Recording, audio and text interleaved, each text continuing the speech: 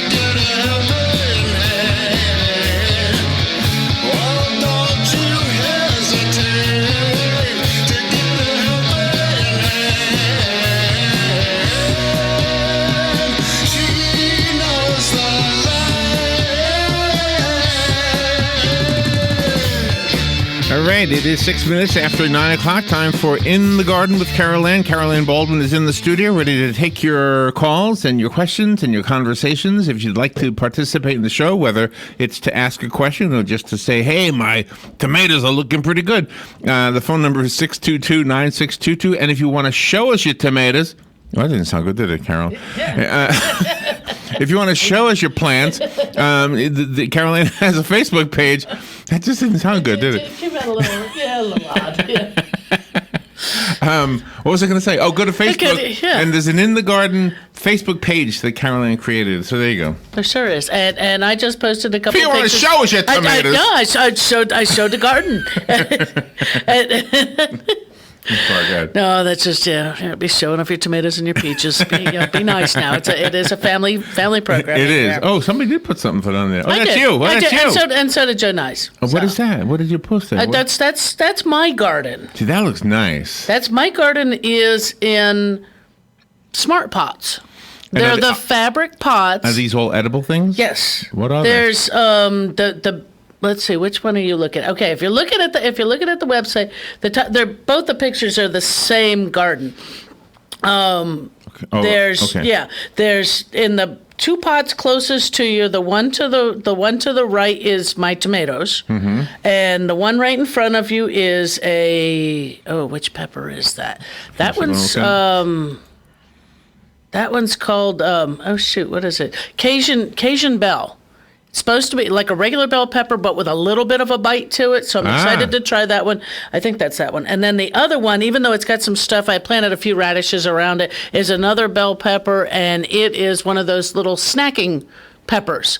So they get ripe and mature, but a sweet sort of sweet pepper, and mine's the red. They called it a red lunchbox pepper. Behind there's the apple tree, and then in the tan colored pot, the only tan one over there is my pineapple, and then the big one back there, which actually almost works out. The biggest one back there is it's almost like the size of a square foot garden. It's a little smaller. It's like 13 point something square feet. Wow. I know it took a lot of dirt to fill it up. Did you grow all that from seed? Yeah. Wow. Except for the peppers and tomatoes and stuff that I bought. But the green beans, there's green beans, squash, and cucumbers in there. So, and everybody's got buds on it or blooms on it. I love seeing that stuff. Yeah, that's you got to put more pictures. What did Joe put on here? Oh, what is this he posted? He's going through some bamboo to do, what do you say, a trenching? Oh. There's some trenching he needs to do. Making a raft. Trenching around the shed, yeah. Looks like he's going to make a raft out of bamboo. Well, I mean, with all the bamboo, he could. Or make some furniture or like a fencing. He could do all kinds of stuff with that bamboo. And you have a phone call. Great. Good morning. Thank you for waiting. You're on the air with Carol Ann. Good morning, Carol Ann. Morning, Sonny. Yeah. Easter Sunday, I had frost on the ground in my front yard and backyard. When I woke up, I couldn't believe it at first, but sure enough, the lawn looked white. Sure it wasn't heavy dew? Because I don't think there was any temperatures that low. Go out and run at it, look at it, but it was all white and it looked like a frost to me. Yeah, I don't think there was any frost. The temperatures, we weren't even down near 40. We were in the low 50s or mid 50s, but we weren't. Well, usually heavy dew, you could see that everything looks totally wet. Everything, my other plants looked normal, except for the grass was all like big white. Huh, interesting, because I know, it wasn't cold enough really for frost, this year. But wasn't any white there where you got closer to the house or some other shrubs and stuff, but where the open area of grass was, was like white. It looked to me like a frost. Interesting. And same in my backyard. But how does the grass look now? Looks all right. Then it probably wasn't frost, because frost would have burnt it at this time of year. Would have, really. You'd have had some. Well, actually, I'm looking at it, and I'd see a lot of brown. Believe it or not. Huh. Well, then you somehow you might be living on an ice cube. I don't know. No. In my development, it's one of the highest elevations, really. Okay. Where I live. Okay, so it's possible you had a little bit colder temperatures, but nothing that I had heard of being, cold, down there to where the dew point and the temperatures were going to match up and give us any frost, because we were actually quite, we've been quite dry the last few days, so they've even said, that our dew point is like non-existent. Right. Well, anyway, I thought I'd just mention it because it's very unusual for me to see frost around Easter. That's for sure. Sure. At least, and Easter at this time of year. It was nippy outside, and I'll tell you that. Yes, it was quite chilly. The last few mornings have actually been, and overnights have been quite cool, which I'm sure a lot of people are enjoying, so that they can get out in the yard here in early spring, and enjoy the evenings as well. All right, well, thank you very much for being on the air and helping us, with the dead thumb, no green thumb. Thank you, Larry, for the programming, and have a great day. Thank you. Thank you, son. Yep. Bye now. Yeah. If it wasn't for you callers, I wouldn't have a show. So that's okay. I love the callers. Yeah. I love this show. Yeah. This is just a good. And I know we have a whole lot of listeners that don't ever call, but those are great people too. Because sometimes, just come on, post on the in the garden page or whatever. Give us a holler. It's just like talking to me. Just like talking to me on the phone. It's nothing different. Yeah. By the way, I know that you have listeners who don't call. Right. Oh, Do you know how I know? Because, I don't know. When we do outdoor things, which we don't do many of them anymore. Right. But so the one we still do is the First Friday Art Walk. Right. That's when people will come up and they'll say, first of all, they won't know that we do radio. Then when somebody says, those are the two that do the radio show, what radio show? And that's always the next thing. Okay. And then when they realize, I listened to that show and I love, and fill in the blank. Carol Ann, Galen, Joe, and they'll always name some part of what we do. Right. Yeah. That's great. So that's how I know that this show has people who never call in. Right, and I actually catch a few of them. If I'm at a Master Gardener event, which isn't you do a lot often, more public stuff. Actually, when I'm at work, somebody I have occasionally will come up and go, "Are you Carol Ann?" right. And it's not that you're the cashier always out there. Everybody knows it's like, okay, where's Carol Ann when they're going, you see the one over there with the sunglasses. Puts pressure on you, right? It's like, oh, gee, thanks, you're going to find me again. You have another phone call. Great. Good morning, you're on the air with Carol Ann. Morning, guys. Morning. See, where I live here, I bought the house in 2000, and it was built in 1990, and when it was built back in 1990, he put 3 crepe myrtles in his backyard. They're all the same size, and they're all getting the same amount of sun. But it's interesting. One of the crepe myrtles leafed out about almost a month, maybe a month and a half ago already, and the other one is like half leafed out, and the other one's just starting. Why is it such an irregular timing on that? Do they bloom the same color? No. That's why. They're different plants. Oh. So you have an extended time period that's they don't all bloom exactly at the same time. Some begin to bloom in May, others aren't blooming until June, early June, sometimes not till late June, and then they'll bloom all the way through September, October kind of thing. Oops. Did you go dead? I think so. I don't know what he pushed. You're still on. Am I? Yeah, I'll get you back. Okay, because I can't hear. No, that they'll bloom, there we go, yeah.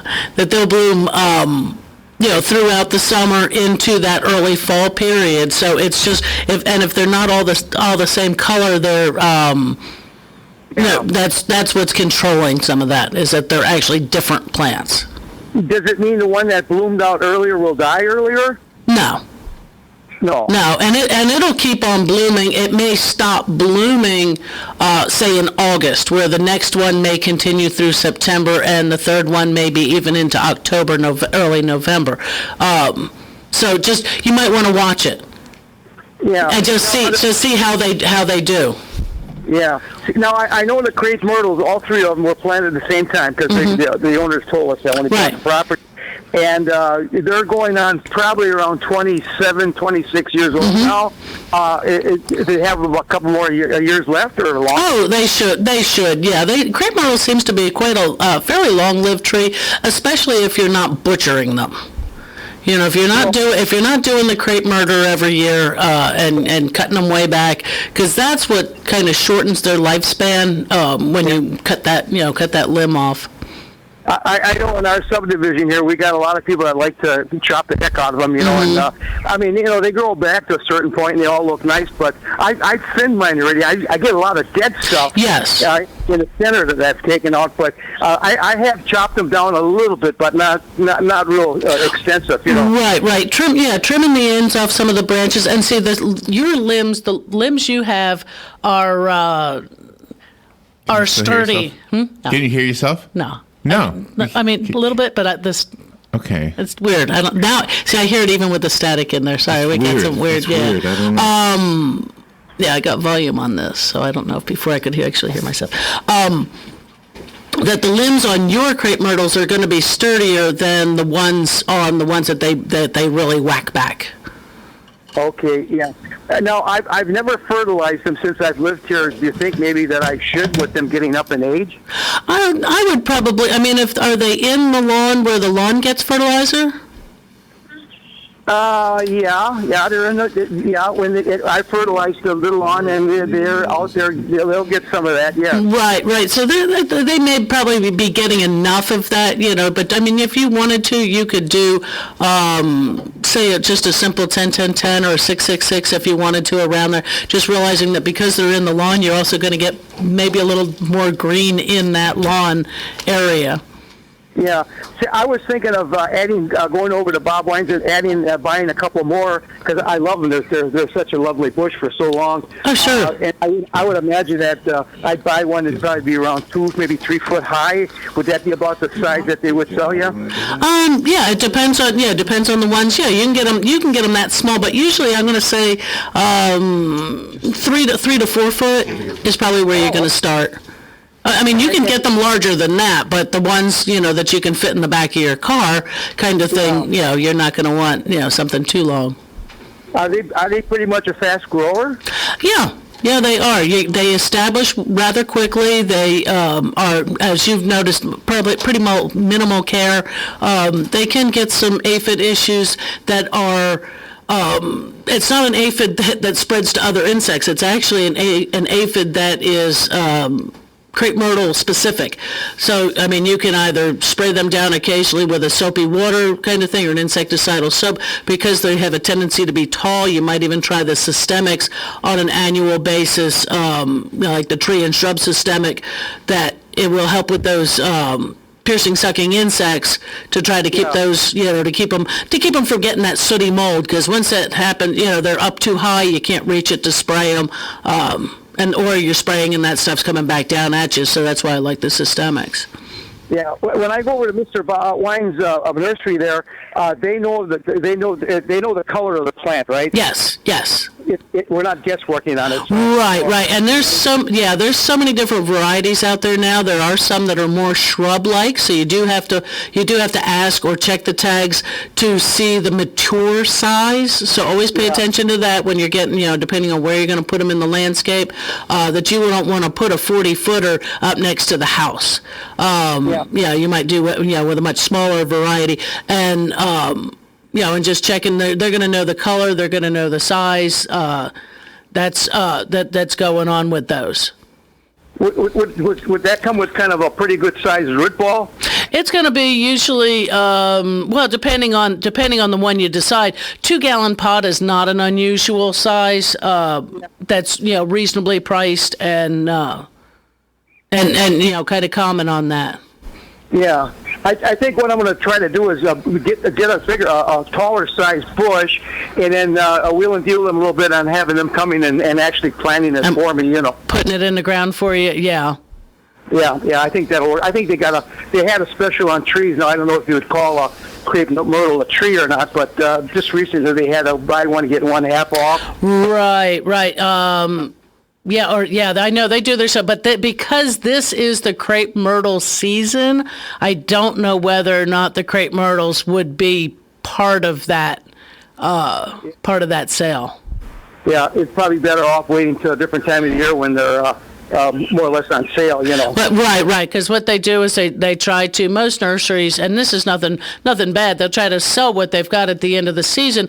Otherwise, it's going to step up to the next size pot, and guess what? In a few months, you're going to pay that next price for that tree. Yeah. So it's Yeah, if you buy a young one and you would, let's say, buy it in the middle of winter, are they a little touchy as far as cold weather? No, not really. Yeah, no, you would just be planning it dormant. That's all. Yeah. Okay, well, I guess I got a little project to do today. I like to add a couple more of those. I took a lot of trees out of my yard because I didn't like those oak trees because they're dangerous with windstorms and they're messy, and I just didn't care for them, And I got rid of a lot of squirrel population by doing that too. Sure. Yeah, you got rid of their food source, so they don't have any reason to be hanging around. I'm not going to say a crepe myrtle is one of the sturdiest trees out there, but at least it's not as huge of a canopy. Yeah, I can't remember them being up north in Wisconsin, and I guess that was a little bit too far north for them. Yeah. I think the crepe myrtles are more of a southeastern, or at least I would say maybe the Carolinas and south for them to, at their best. I wonder if they're native to the United States or not. I'd have to look it up actually. Yeah, probably not. Like just about a lot of stuff comes out of Mexico and South America. Actually, a lot of stuff that grows here in Central Florida comes from Asia, Africa. You do get some of your, if you're looking at Mexico and South and Central America, those things are usually for further down south, especially when you're looking at the hardiness kind of thing. Yeah. I want to say real quick, my neighbor's Easter lilies are still hanging in there. They're just beautiful this year. Oh yeah, they're doing real well. So it looks like they last at least 3 or 4 weeks, huh? They will. Yeah, they will. If it's because we've been cool enough that they haven't forced them into getting, to opening those blooms too quick. Yeah. Okay, well, nice talking to you. Have a nice day. You too. Thanks. All right. What do we got? We've been playing with the sound system here. Well, there's a weird. It's like a scratchy. Yeah, so that sounds a little. Yeah, that sounds better. Yeah. Apologize to everybody, but if I suddenly hiccup, because it's like, whoa, it's kind of funny when you suddenly can't hear yourself. It's yeah. Oh, I know. It's even though your thought is going through your head, it doesn't come out. It's a weird thing. It's the fun of radio. But, yeah, we just... All right, so the phone lines are open if you want to call in. Matt Wilkerson's been kind of giving me some positive feedback, in the text form to let me know how it sounds. So that's always good too. That's a good thing. Well, and I know we're coming up at the bottom of the hour, and we almost always have something. I have a book here that was sent to us. It's called The Skillful Forager, and it's... what? Forager, to go foraging for plants in your local... yard. Local yard or neighborhoods and things like that. Backyard. And it's got mushrooms. It's got all kinds of different stuff. Plus, apparently, it's got recipes making nut milk from unshelled nuts and this and that. So I think we'll go ahead and there's wild fennel. This one here is actually the yucca bloom. For those who have yucca. And some of these plants you could, with us here in Central Florida, you could actually cultivate these in your landscape. So it's not that you're going out into the Ocala National Forest looking for lunch. Right. Because in a lot of places you're not allowed to do things like that. But I got one I'm going to tell you. Can I tell you? Sure. Years ago, my sister used to go into the trees in Rainbow Lakes Estates because we lived there was no houses at all. And and she would find these very thorny berry bushes. I don't know what kind of berries they were, but she'd pick bowls full of them. Bring them back, clean them off, put sugar on them. They were so they're good. good. They're I don't know. We always call them wild blackberries because I've gotten them. We used to pick them out in the field. There are lots of little tiny balls. like a little blackberry, like clusters of little balls. Yeah. They're either. Some people have said that they're actually a raspberry, and it may depend on where you're at. But we do have this. I'm going to give that away, and we'll go ahead and give away a Baldwin's gift certificate with it. Good. To anybody who's interested in it. It's essential techniques for, they say, responsible foraging and making the most of your wild edibles. But like I said, here in Central Florida, in the Ocala area, if you have a good garden, you can grow a lot of these things. So you could actually just add these into your culinary, landscape, as well as being ornamentals. Right. As I said, the yucca bloom. There's so do you want to give amaranth. It away now or we'll give it away at the lunch at the break. I'm reading seeds and pods. There's rose hips. Now wild apple we don't have. But there are some of the American plum, mulberries. You can plant mulberry bushes here. They grow fine. The wild, like we said, the wild berries. You can add blueberries if your pH is good enough. The prickly pear, cactus fruit, those are also edible. Now, I didn't know magnolia buds can be harvested from late summer straight through early spring the following year. So you can eat magnolia buds. Did you hear about the lady who was locked in the gardening center of Walmart for about an hour? Before they discovered they had closed the store with her in it? Oh, no. That means somebody didn't go out there and check their gates before. She said she felt like she wouldn't starve because there was plenty of tomatoes out there. So. Oh, I don't see how. There might have been plants, but I don't see where there was too many tomatoes. I don't know. But, that's check your gates, people. Make sure that nobody's in there. Robin got locked in CVS one time. Wow. They closed CVS one time while she was looking for a card, like a greeting card. Oh, my goodness. Yep. Oh, next thing you know, uh-oh. Yeah, that can happen. I know we've had employees locked into our garden center occasionally. That's why we try not to leave anybody who's closing without a phone so they can, call and say, hey, guess what? You just locked my doors here and I can't get back in. Oh, my gosh. Okay, so Carolyn has the book and the gift certificate for Bob Wines. And what else? I think that's all we've got. So if you'd like both of them, call right now. We'll take the call during the break. If we don't answer the call, that means you did not get picked. There you go. One person at random. That means everybody else is out of luck. But it is the luck of the draw. We don't have any rhyme or reason. That's it. How we do this. We get enough callers, we'll just go, oh, look, there's 3, 4, 5. Okay, we'll pick this one. That's right. All right, so the number is 622-9622. We'll take your call off the air during the break, and we will be right back.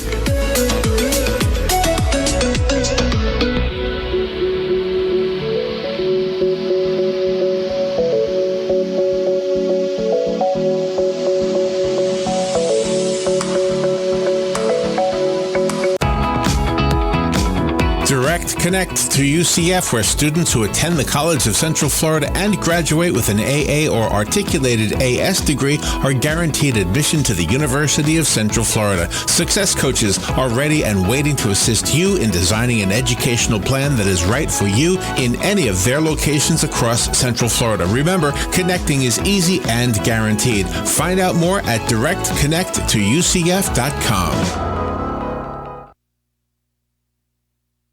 Broadcasting from the Paddock Mall Studios, this is WOCA, Ocala, Gainesville, The Villages. Fox Fox News, I'm Lillian Wu. President Trump's first state visit to the United Kingdom just confirmed. It will take place between the 3rd and the 5th of June. Donald Trump will be hosted by the Queen at Buckingham Palace. He will also have meetings with the Prime Minister in Downing Street. Tom Rayner with Sky News. The president's official visit to the UK last summer wasn't a state visit. An Indiana community asked to dig deeper as police continue the search for the killer of 2 teens. Police have put out a new composite sketch of a suspect along with never-before-released audio and cell phone video of the person they believe killed Abby Williams and Libby German 2 years ago. State Police Superintendent Doug Carter says they think the suspect is from the Delphi community now, or has previously lived here. Visits Delphi on a regular basis. He adds they won't stop asking around. Fox's Gernal Scott. This is Fox News. Pros know getting the next job means doing this one right. On time and on budget. Lowe's is here to help by stocking the brands you trust to power through any job.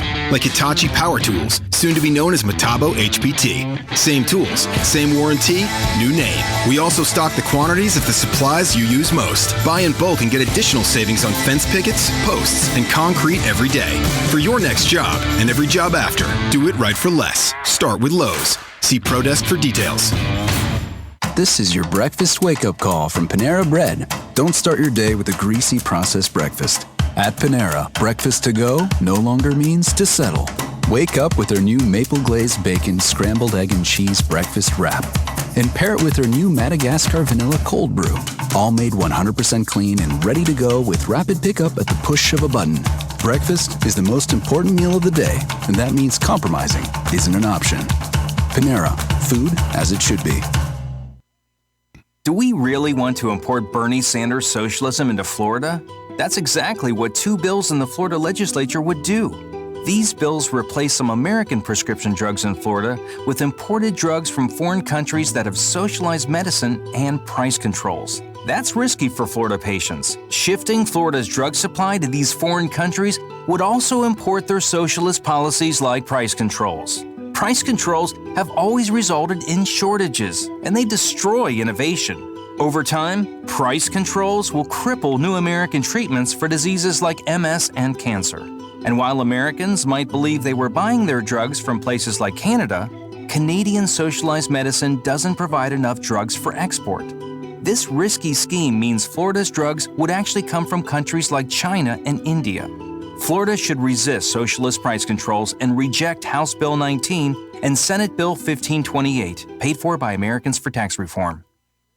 Here is your 1-minute news brief. A Florida father chased down and shot a man who stole his car with his 6-year-old son inside. The 29-year-old suspect is in critical condition. The boy was not injured. Nearly 36 men and women have filed a federal class action lawsuit accusing authorities of unlawfully videotaping them as they received massages at the Orchids of Asia Day Spa in Palm Beach. SpaceX has suffered a serious setback to launch NASA astronauts after the fiery loss of its first crew capsule during testing over the weekend. A dive team has recovered the body of a tourist who went missing while snorkeling off a Florida Panhandle beach. Firefighters used the jaws of life to free a Rottweiler that got her head stuck in a cinder block in St. Johns County. 8 ducklings were rescued from a storm drain in Bonita Springs. And Disney is making changes to Rivers of Light. The nighttime show at Animal Kingdom will now feature characters from Disney nature films beginning May 24th. And that is your news brief from The Source. Hi, I'm Kate. I became a comfort keeper so I could help care for seniors in my community. I enjoy spending time with them and helping them to live at home. Being a comfort keeper is a rewarding and fulfilling career. Comfort keepers provide non-medical in-home care and companionship for seniors on a full or part-time basis. Call 855-592-0013 to learn how to apply to the Comfort Keepers team. Do something good for your career and for others. Be a comfort keeper. Comfort Keepers offices are independently owned and operated. Attention passengers for Flight 1370. The plane has been delayed at its departure point and will be at least 2 hours late. We apologize for any inconvenience. Are you serious? It took us over an hour to get here, 2 hours going through security and getting our tickets, and now we have to wait another 2 hours. Yeah, it's beautiful here, but we're inside this overcrowded airport all day because the plane is stuck in bad weather. This is the last time we ever do this. When we get back, we're going to Ocala Aviation and getting our pilot's license. Yeah, we've been talking about that long enough. It's about time we did it. Then we could just fly ourselves and never have to deal with this mess again. again. Right. No long lines, no full body groping security, no baggage checks. Not to mention never losing your luggage. Remind me again why we haven't done that? Well, we're idiots. Oh, right. Attention all passengers for Flight 1370. It looks like the plane is going to be delayed a little bit longer. The airline has lost the pilot's luggage. Isn't it time you got your pilot's license? Call Ocala Aviation today. 352-861-7484. That's 352-861-7484. Hey, you've earned it. Call today. Hi, Matt Wilkerson here, your Verizon representative with news that will hum your car, make it smart and safe. How? With the new Hum device by Verizon. You can rest assured you're never alone. Flat tire? Lost? Accident? For $10 a month, Hum by Verizon has you covered. And I will come to you in Marion County to install the Hum for free. Time to call me at 352-528-0020. Are you ready to hum along? Call 352-528-0020. All right, thank you, Matt. Matt's been helping me, by the way, texting me, telling me, because we had this issue with the sound, so sometimes it's hard for me to tell. Right, you know, right. I'm it's going through outside listening on a radio.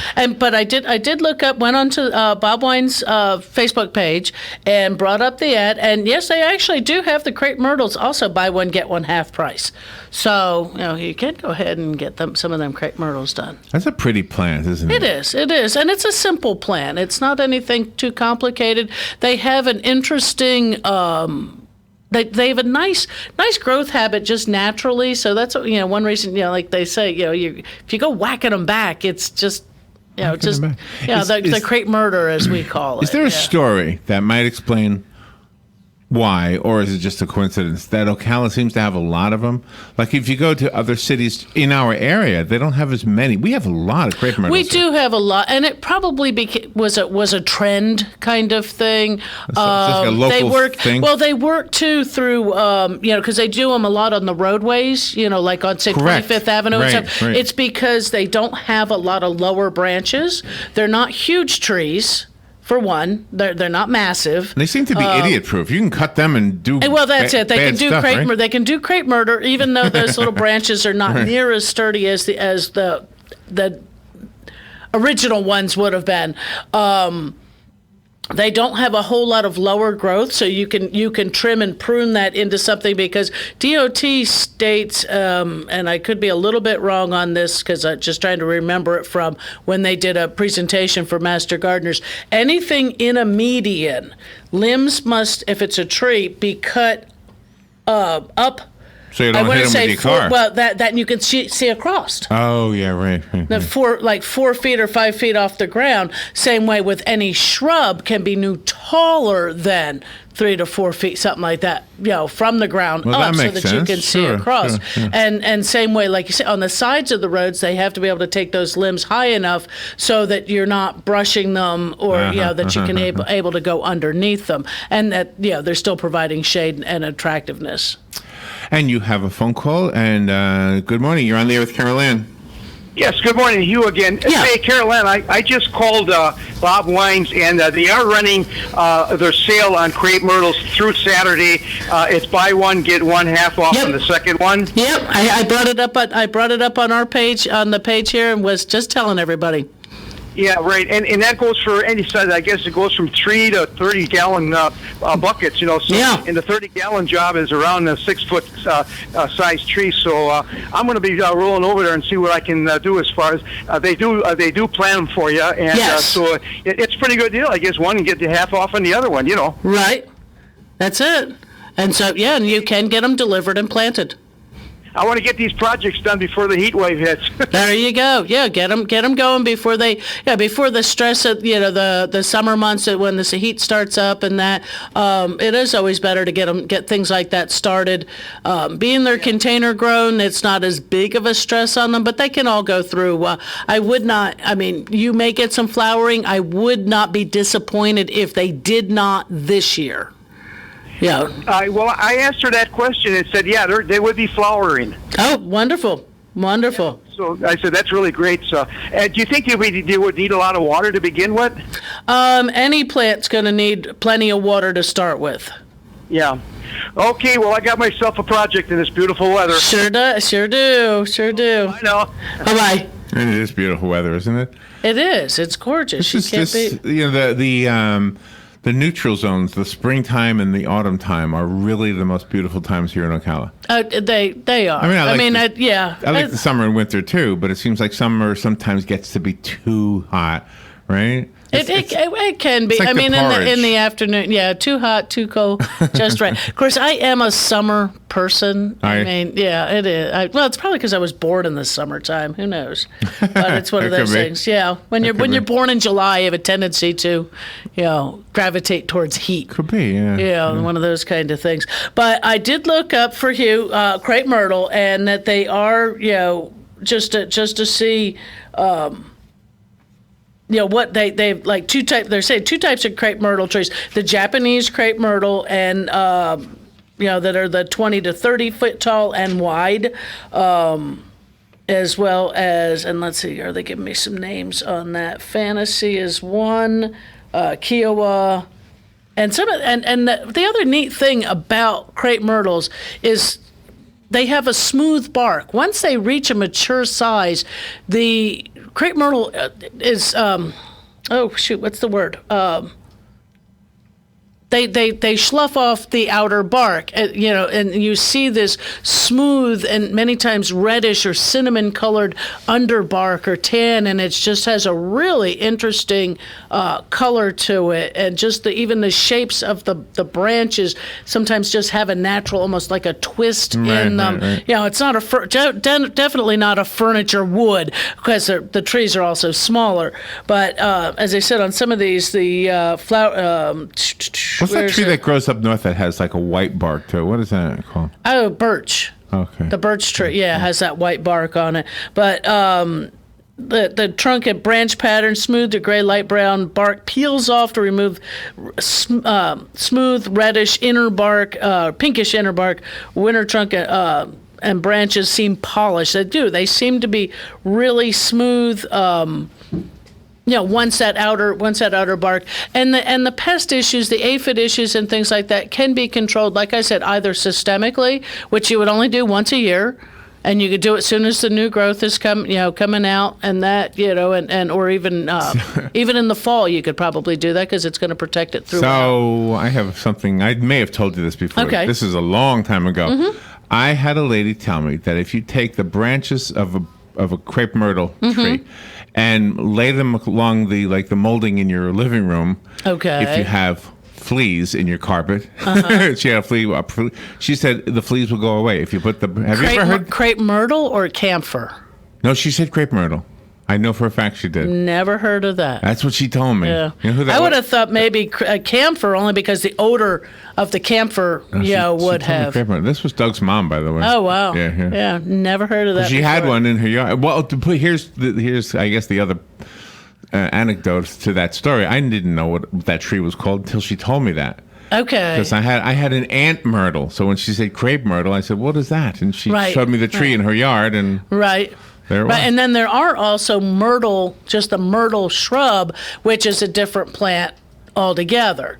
The myrtle is actually more of a native plant, and not the showy. Not really? Showy, yeah. But they, that they do have, and that's probably what it was. They offered some winter color. Yeah, at least temporarily, because they are deciduous. Right. But they also have some, the branching and the trunk are interesting and attractive just in their own, as well as then that long blooming period from May through early fall. So that's probably why they became very prolific in Central Florida, or here in Ocala, Marion County especially. So changing subjects, back to your Facebook page, because I was so distracted by all this technical junk over here. So all the plants, reboot right. What's that? Mine looks really weird right now. My page does. Oh really? Yeah. You mean Facebook page? Yes. What? It did something weird. I don't know what. It's probably me. Probably user.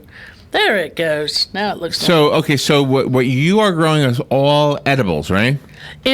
Yes, in that. Little, yeah. Now, and tell me the benefit of using this kind of pot. How come you don't just put them in the dirt, in the ground? Because I have a lot of woods. You see how shaded I am? Right. I have a lot of trees, and it's hard to dig a hole, for one, and to do a raised bed, which that's basically what those have become. They are raised beds. Right, They're up off the ground. just makes it to where I can control what I put in. So when I put fertilizer in and I water, it's staying in that pot. Being they're fabric pots, they actually do aerial root pruning. So when those roots hit the sides of those pots and air hits them, it burns those off. So it's not going to not going to encircle inside there. It'll just it can be one lump of roots if it actually was root bound. My apple tree is in there, and it's the if you're looking at the pictures, let me find the page so I can be on the same picture. It's in the middle. It's behind it's in front of the or right between the pineapple and the pepper plants. Oh my God. In there. But that had been in a smaller pot. Look at the second picture. Okay. Yeah, that one there. It's right behind that pineapple. Yeah. Okay. And that had been in a smaller pot. Actually, scroll down a little bit, and you can find it in one of the earlier pictures I took of it. Okay. Oh, I see what you mean with way down. Way down. Getting closer. I'm getting closer. You saw lightning right bugs. Behind the butt. Just past.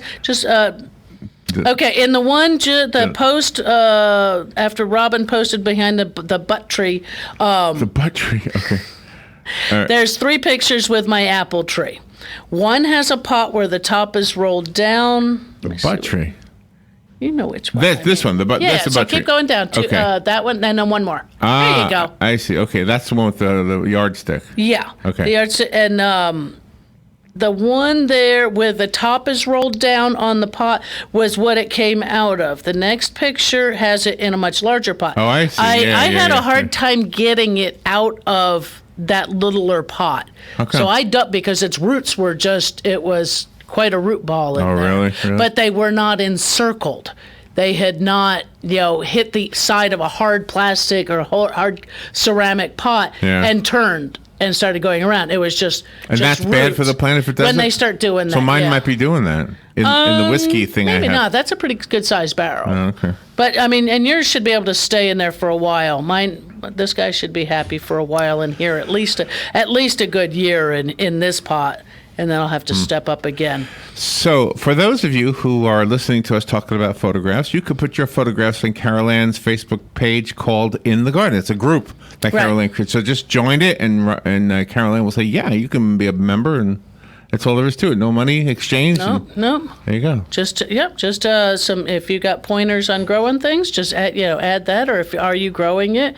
We like to have a good time with it, and keep it pleasant. If you're going to comment on somebody's stuff, just like with anybody, like with any of the other blog pages out there in the communities and stuff, just keep it relevant and be nice. Okay, I'm going to ask a question, and before I ask it, just as a disclaimer, I sort of kind of know some of the answer. Okay. But I might not. So I'm going to ask it in a way that makes me sound dumb. Okay. But I actually know some of this, just so you know, okay? So my question is, how do you grow grits? See, I know it comes from corn, right? Right. But if I say, how do you grow corn and make grits, I feel like you might not know what I mean. I know what you mean. You grow corn. I mean, with corn. So if the first part is to grow the corn, is usually for us in Central Florida an early spring crop or a late summer for fall. And it's the same corn that you would eat for Thanksgiving or whatever. Usually not a sweet corn. Okay. No, it is a different corn, because if you notice, grits are not sweet. They're it's grown for and then once the corn is grown, it's ground into the grits. I'm not sure if they have to separate any of it or whatever. Is okay. Are grits the little tiny piece at the bottom of the kernel of corn? You know what? For that, I'm not for sure. Because how do they pull them apart? Well, they don't. I mean, it goes through a mill. I mean, it's like, I think the byproduct of turning corn into corn meal and that kind of stuff. Ah, okay. So it's a similar. So how do you do that? How do you make corn into cornmeal? With a grinder, yeah. Just grind it up. Dried corn, it would have to be dried. You can't have the moisture content in there. Huh. And you're just grinding that up through the grist. Mind. I'll just buy it. Yeah, it's easier just to get a little can and buy it. Yeah. I mean, grits are so easy. You can either buy them in an envelope or you can buy them and actually cook and stir. What's amazing to me how cheap things are when you realize how much work actually goes into them. Right. Right, on some things. But then again, too, when It's you a look at lot of work to to that. do the corn. And well, it's not pulling each of those Like out of mustard, there. No. right? Mustard is really cheap.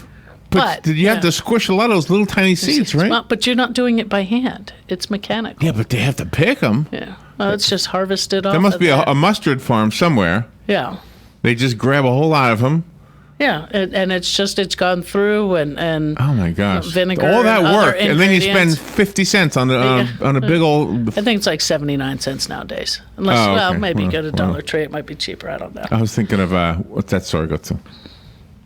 Aldi's. Oh, yeah. Okay. Yeah, that might be. Yeah. It's like, oh my gosh, somebody went through a lot of work, and I'm paying 50 cents. What is Right, this? Like for that, yeah. Chinese mustard or something? It could be. Have you ever had Chinese mustard? Oh, it is yeah, hot stuff. Yeah. Well, that's, and the wasabi.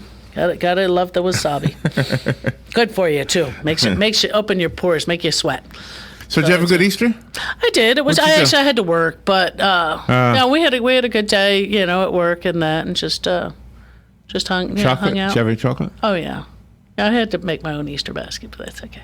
Robin put on the best Easter party Oh yeah. I've ever been to, ever. Fantastic. Yeah. Yeah, nice get together. Huh? Yeah.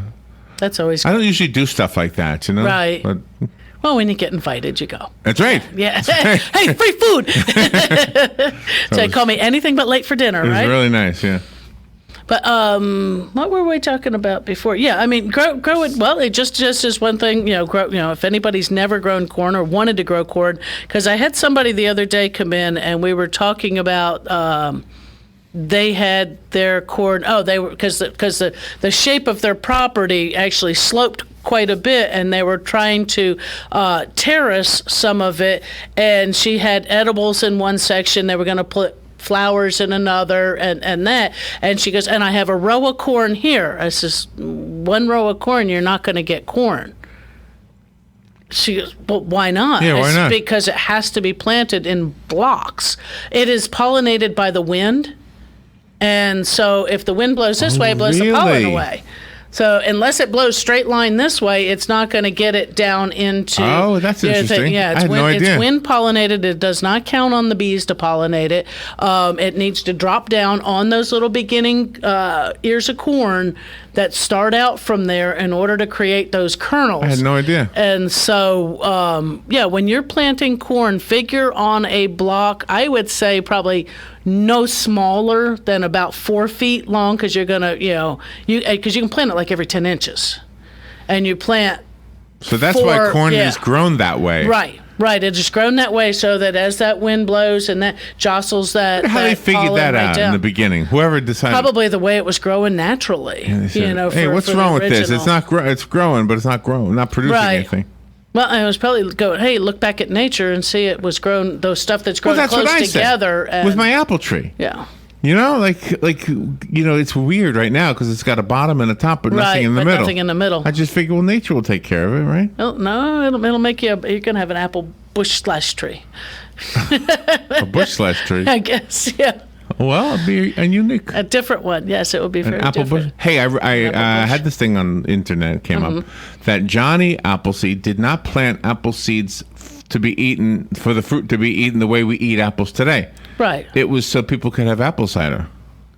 Because apples probably weren't. I mean, the quality of apple was different.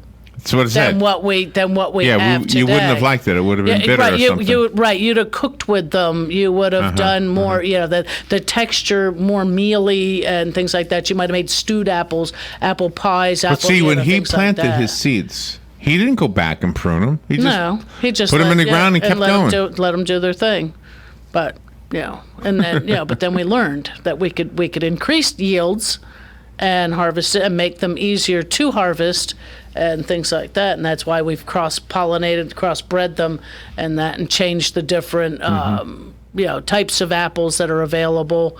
Like we said, I think we said there's 7,000 varieties of apple. Wow. And they all originated from the same one. In the Garden of Eden? I guess so, the same apple? That's probably the same apple, yeah. Watch out. So, but no, that was, that, and I'd have to go back and try to find it way back in there, that photo. from that article showing, how they've all been bred through to become the apples we're familiar with today. And that's why they do not necessarily come true to seed, is because the hybridization of taking the good qualities of one and breeding it with the other one and changing the apple itself.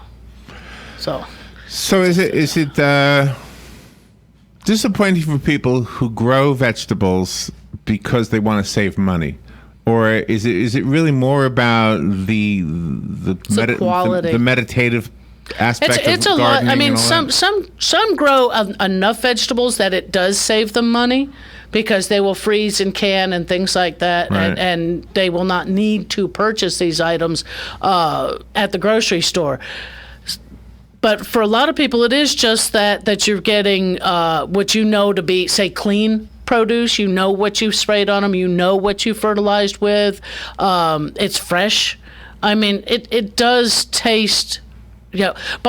Buying frozen green beans or canned green beans, and then buying some at the supermarket that were fresh green beans, and picking the ones out of your garden and cooking them that evening.